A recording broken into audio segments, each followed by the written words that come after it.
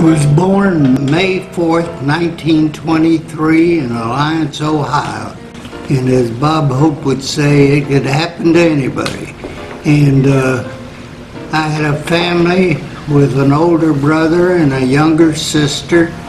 We lived in Alliance until I was almost 3 years old, at which time the family moved to Jacksonville, Florida. My dad had a new job there, and I lived in Jacksonville till 1939, going through all of my grammar, middle school, and high school years in Jacksonville.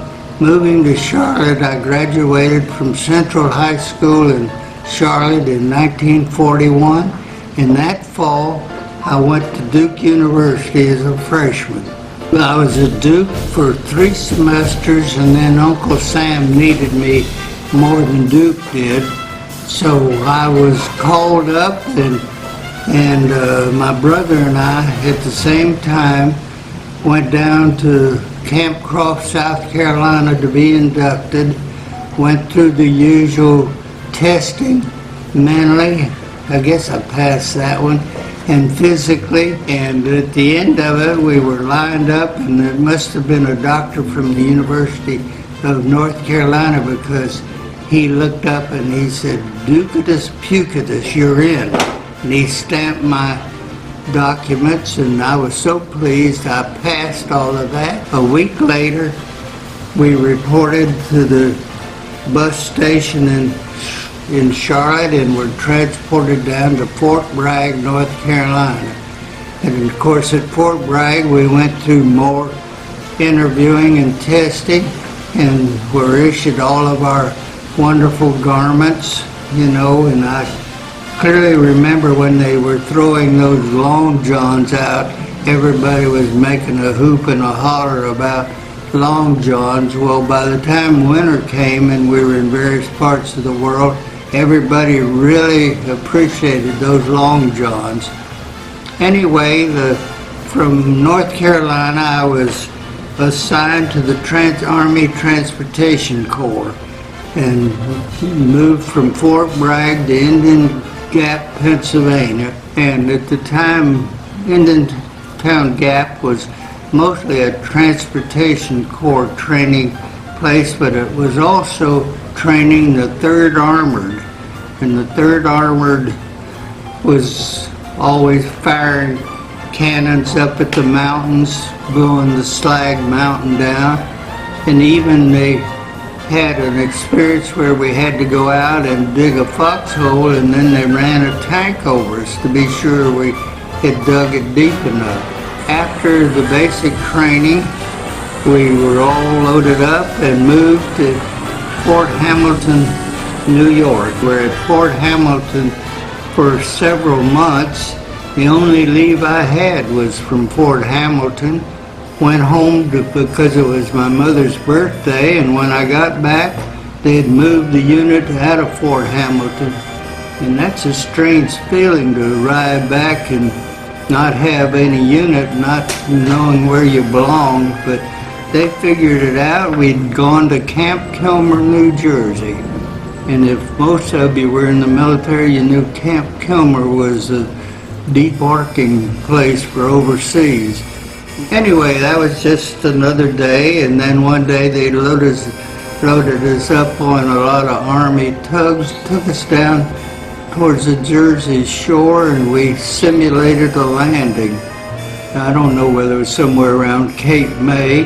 It was all fun and exciting, and I'd probably never made as much money as I was in the Army. After all, they were paying us $21 a day once a month. I think the only USO show I ever saw was Jimmy Durante came to Camp Kilmer and put on shows for the troops. And I've been kind of a fan of Jimmy Durante's ever since. Also got into New York, into the Stage Door Canteen. So there were a lot of things for a GI to do on Times Square, trying to meet some young lady. Some of them not too young. Really didn't matter at that time. So eventually our number came up and the unit was prepared for overseas. You go on lockdown, and of course we were loaded on a train, went into town, and went through a terminal and up a gangplank.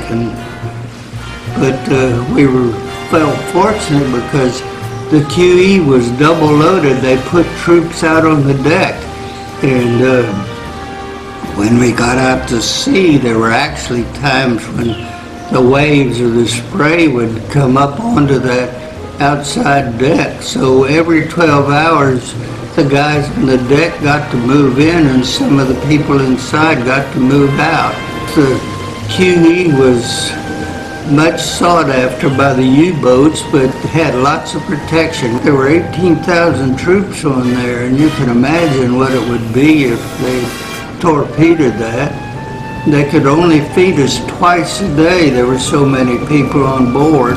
And I think I was on a sort of a morning and late evening feeding schedule. You were given instructions as to when our unit could be fed. It wasn't elegant dining, but it was good and enjoyable. And then as we got up off the coast of Ireland, the British Air Force was able to get out and give us air protection, and they stayed far away because as soon as a plane came within vision, the ACAC guns started firing at them. They didn't want to take any chance that maybe a German bomber could get through and have a shot at the QE. Hello everyone. In this program, we broadcast requests from men and women serving with our forces at home and overseas.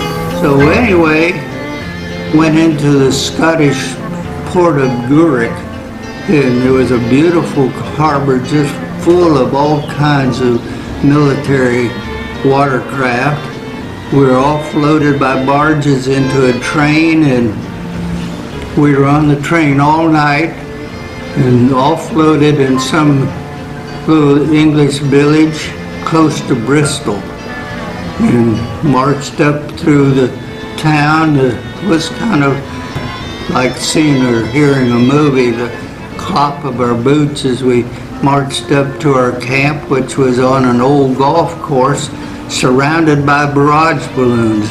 Then we were divided up and sent to different stations all over England, and I drew the assignment to go up to Nottingham and actually stationed out in Robin Hood's Forest. From Nottingham, I could take a train into London. I never heard a shot fired in anger, but I was able to experience a few air raids. Germans were still coming over for sort of a finale of the Blitzkrieg. And again, I found it kind of like a movie set. I'd like to go out and watch the anti-aircraft guns firing and the searchlights looking for the bombers.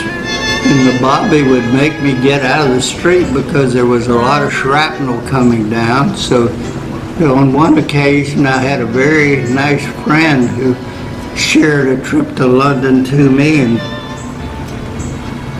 we were in the middle of a air raid, and it even blew the windows out of the room we were staying in, and the landlady came up and said we could all go to the bomb shelter in the basement, and my friend said, I like it right here, so we just stayed right there.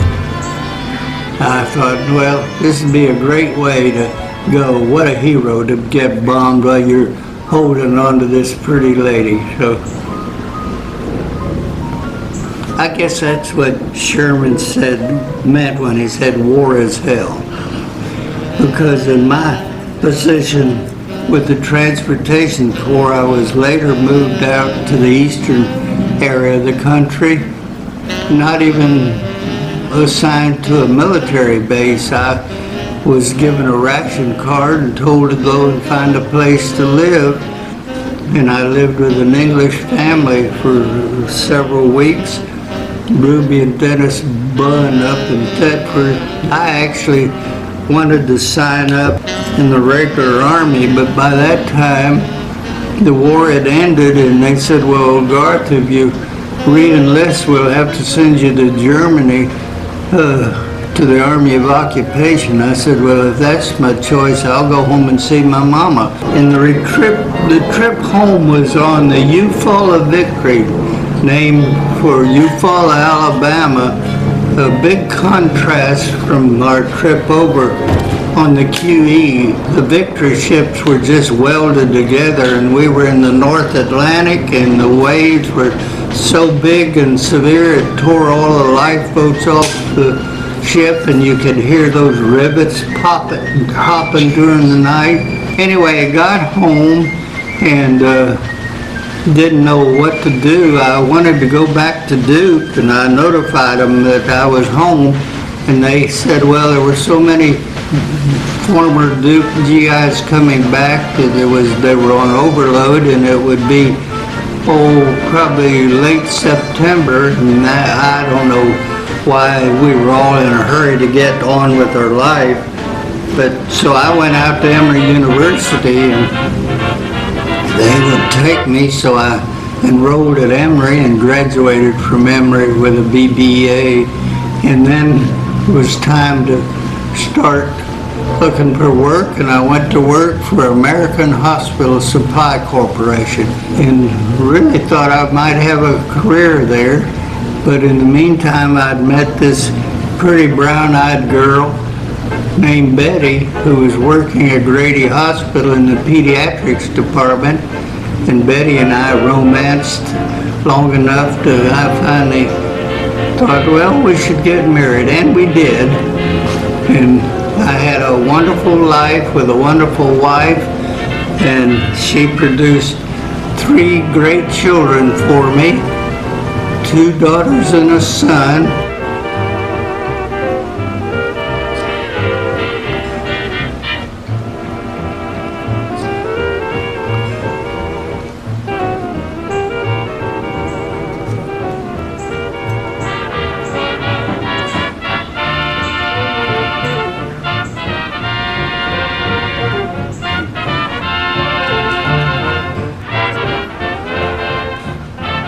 And I've been blessed that I haven't had to bail any of them out of jail.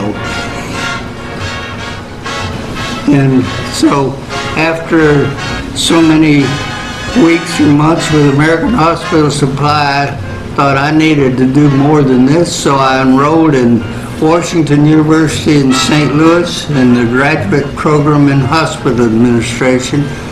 Got my master's degree in hospital administration in 1951, and Betty and I then had a move to Miami, Florida, where I was administrative intern or resident at Jackson Memorial Hospital. You had to have a year of residency in a hospital before you could get your degree. So we had a year together in Miami, which was a blessing.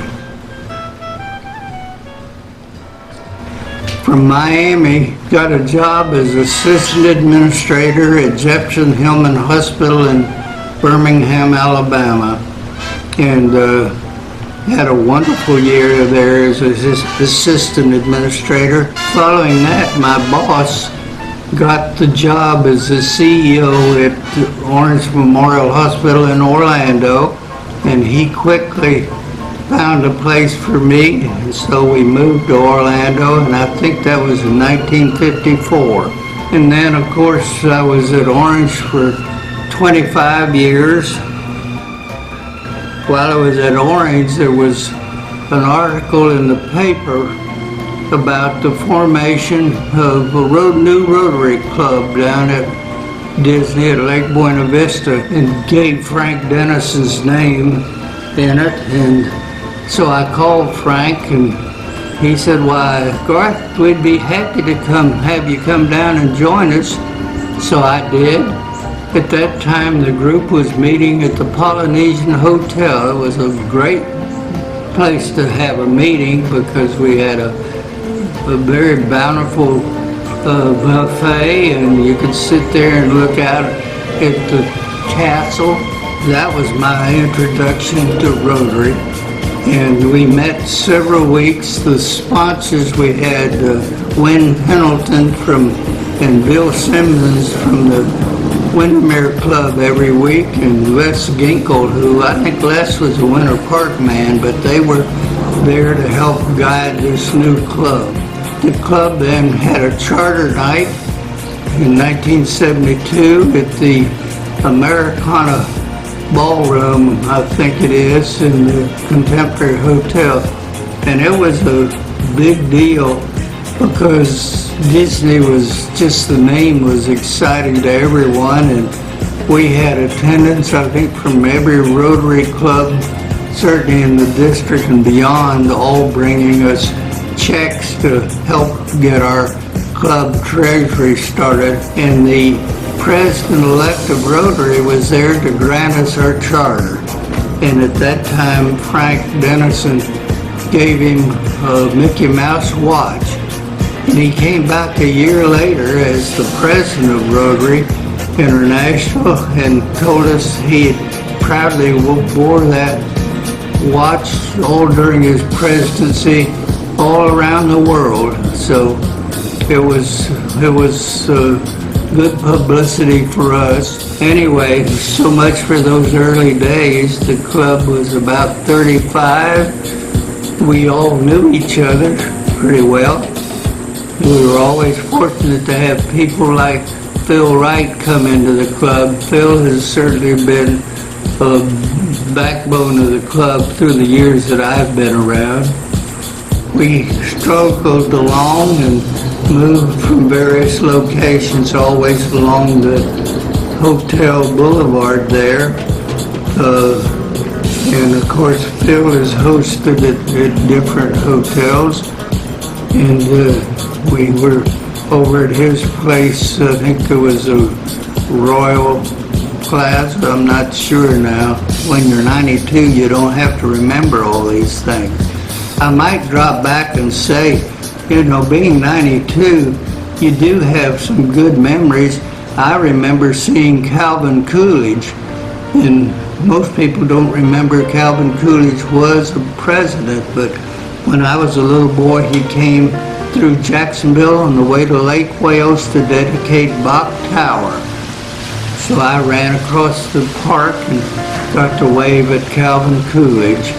And then Mother took me down to see Lindbergh after his flight across the ocean.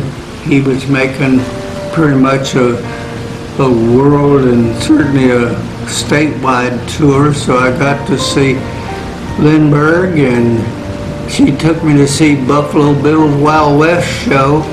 So all of those things have been part of my very happy life, with lots of wonderful memory, having met many, many wonderful people, most of them through the Rotary Club. It really has been a delight since 1972 to have friends through that long period of time. And when Rotary decided to admit women, which I think has been a wonderful thing, but I'm partial to women. I think the greatest thing that God created were women. I like his birds in the sky and the fish in the sea and his daylight and his dark, but I really think he did the best job when he created women. And it was probably one of the better moves for Rotary. And so when women were being allowed to be Rotarians, I very quickly thought of my friend Sarah. Sarah was an outstanding lady, did a wonderful job for herself as a purchasing agent, became national president of that organization, and did a lot of civic work. So I nominated Sarah, and she was accepted, and I think we only lost one member who resisted women coming into the club, but I think it's probably the best thing that Rotary's done, and what would we be without our ladies in Rotary today? I think we're much larger and stronger because of the ladies coming into the club. And I can tell you, of course, Sarah was my sweetheart for many, many years, and I sorely miss her, but she was so proud of her role as the first lady member, and she and I made up at various clubs, and she was always very proud of the fact that she was not only the first lady, but just that she was a female member of Rotary. We were making up in Rome one time, and their speaker didn't show up. They immediately wanted Sarah to get up and give her classification and justification for being a member of Rotary. And so Sarah, being Sarah, she stood up there in her regal lady fashion, and the president of the club had been the air attaché in Washington, so he did the interpreting. And so as she would speak, he would give it to the club in Italian. And after the meeting, the men who had really sort of ignored her and wondered what she was doing there all came up to kiss her hand. And that was quite an event for Sarah. She didn't know what to do about it, but she rose to the occasion as she always did.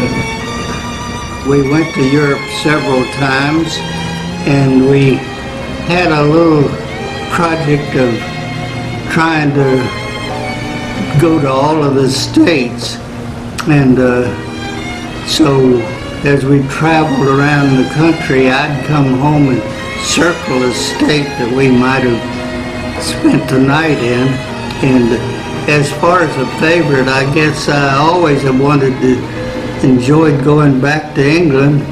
But strangely enough, as the years have gone by, all my friends have gone to heaven along with Sarah. I know more people up there than I do here now. But Rotary was very meaningful to her. She was always proud of her Paul Harris Fellowship. And I might digress enough to say that my father had been a Rotarian. When I was a little boy, he was a Rotarian in Jacksonville, which I think is almost the #2 club of Rotary. Anyway, they had a father-son meeting every year, and it was a highlight for me to go to Rotary up at the top of the old Mayflower Hotel in Jacksonville. So Rotary goes back a generation or two in my life, and 3 generations for Joyce. And she was very pleased and proud of her Rotary and Paul Harris. I'm looking forward to more good days.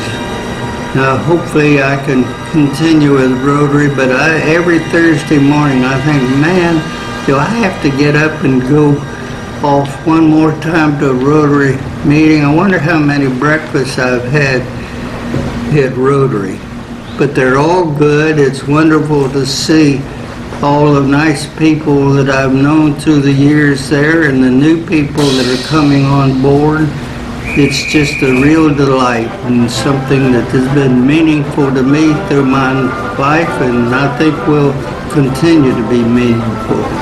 And I've enjoyed working on this particular project today. Hopefully I haven't worn you out. I do have more memories, lots of wonderful, wonderful memories.